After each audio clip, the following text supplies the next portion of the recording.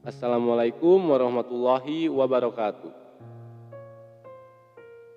Abu Nawas dikenal memiliki pemikiran cerdas dan hampir bisa dipastikan dirinya memiliki solusi atas berbagai masalah yang tengah dihadapi. Selain itu, Abu Nawas juga dikenal sebagai saudagar buah-buahan yang dipanen dari kebun miliknya sendiri yang lumayan luas.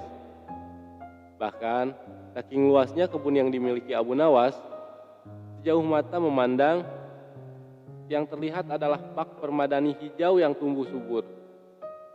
Abu Nawas sangat bangga dan bahagia melihat tanamannya yang tumbuh subur dan menghasilkan banyak buah yang berkualitas. Ucapan puja dan puji syukur terus-menerus terucap dari bibir Abu Nawas kepada Allah Subhanahu wa Ta'ala. Pada siang hari yang cukup terik itu, Abu Nawas sedang berjalan-jalan mengawasi kebunnya. Tapi tiba-tiba Abu Nawas berhenti pada sebuah petak tanah di mana tumbuh subur pepohonan arbei. Abu Nawas memandangi dengan detail tiap bagian pohon arbei miliknya tersebut. Dirinya memperhatikan rantingnya, daunnya, hingga buahnya yang nampak segar bergelantungan. Karena terik matahari begitu panas tepat di atas kepala dan dirinya merasa lelah, Abu Nawas kemudian berhenti dan beristirahat di bawah pohon arbei yang lebat. Bekal makanan yang sudah disiapkan oleh istrinya segera dibuka dan disantapnya. Kali ini, makanan yang dia bawa tidak pedas-pedas amat. Sangat enak, gumamnya dalam hati. Dengan ditemani semilir angin yang sepoi-sepoi, Abu Nawas puas menikmati makanan dari istrinya tersebut.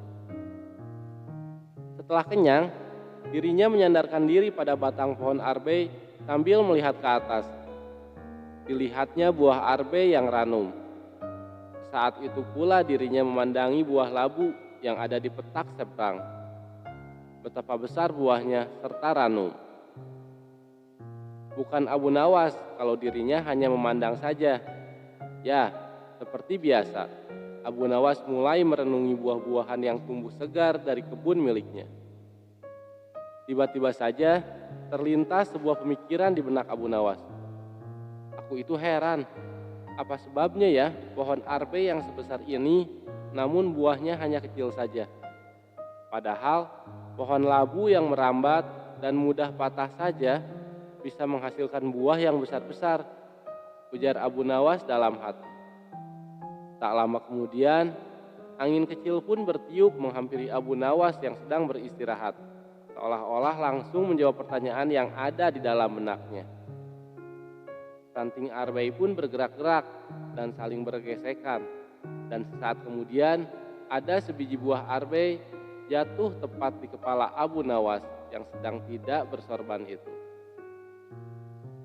Aha, aku tahu sebabnya, ujar Abu Nawas. Beruntung bagi Abu Nawas di siang itu hanya kejatuhan buah arbei saat sedang beristirahat. Bagaimana jadinya jika saat itu dirinya kejatuhan buah labu? Allah Subhanahu wa Ta'ala menciptakan semua makhluknya yang ada di muka bumi ini dengan kekurangan dan kelebihan masing-masing, di mana semua itu berjalan sesuai dengan fungsinya, saling keterikatan dan saling membutuhkan. Itulah kisah Abu Nawas yang belajar dari buah arbei dan juga buah labu.